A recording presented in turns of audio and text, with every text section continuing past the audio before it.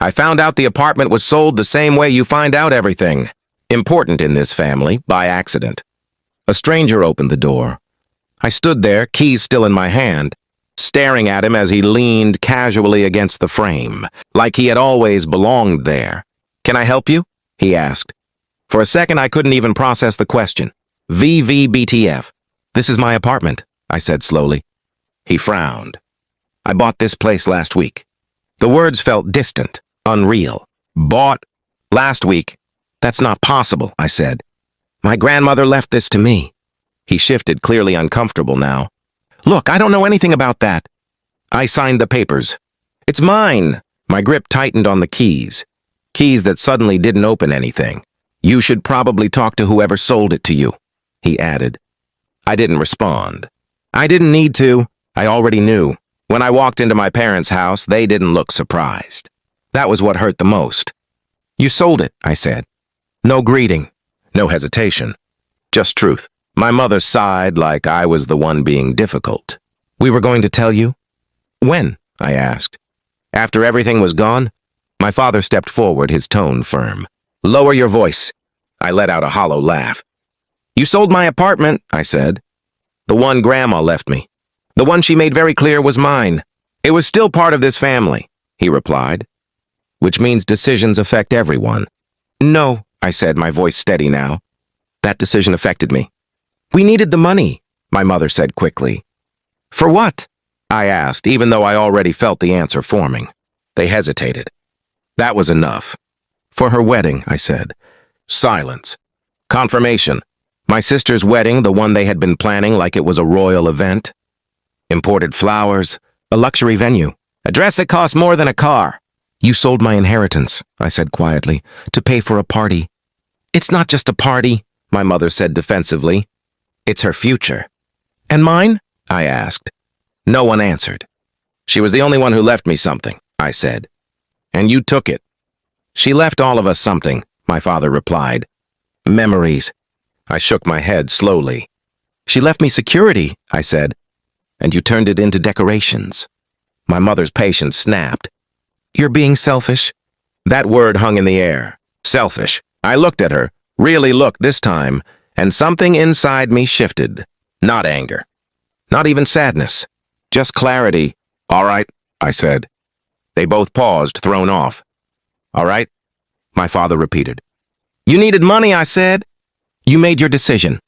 Relief flickered across his face. "Exactly." I nodded once. "Now I'll make mine." 3 days later, I didn't call.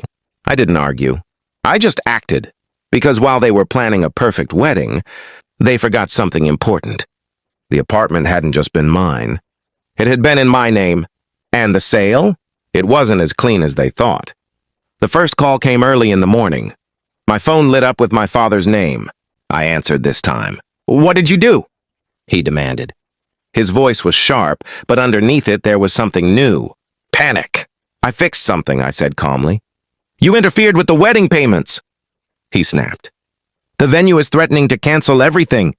I leaned back in my chair, letting his words settle. "Interesting," I said. "Almost like using something that wasn't yours has consequences." "You had no right," he started. "No," I interrupted. "You didn't." Silence. Then my sister's voice broke through in the background, frantic. "Tell him to undo it." I closed my eyes briefly. "Undo what?" I asked. "The payments! The contracts!" "Everything is frozen," she said. "That tends to happen," I replied, "when ownership is disputed." My father's tone changed instantly. "What are you talking about?" I let a second pass before answering. "The apartment," I said.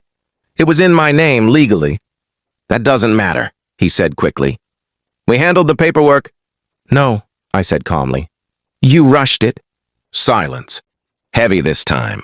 "They're reviewing the transaction," I continued. "Which means the funds tied to it are on hold."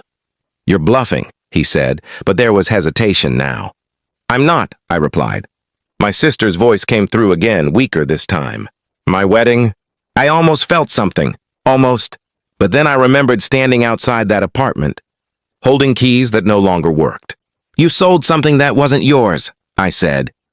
"Now everything connected to that money is uncertain. We'll fix it," my father said quickly. We'll handle the legal side. You can try, I said. Another pause. Then quieter, more controlled. What do you want? There it was. Not authority, not dismissal. A question. I stood and walked to the window, looking out at the city. For the first time, the balance had shifted. You want the wedding to happen? I asked. Yes, he said immediately. Then fix what you broke, I replied. How? He demanded. I didn't rush my answer. Buy it back, I said. Silence. Complete, because they knew. The apartment was already gone. The price had already changed. The control they thought they had wasn't theirs anymore. That's not possible, my father said finally. I nodded slowly. I know. My sister's voice cracked through the line. You're ruining everything.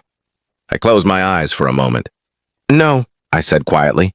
I'm just not letting you build it on something you took from me. No one spoke, because there was nothing left to say, and for the first time in my life, they understood exactly what it felt like. To lose something they thought they had already claimed.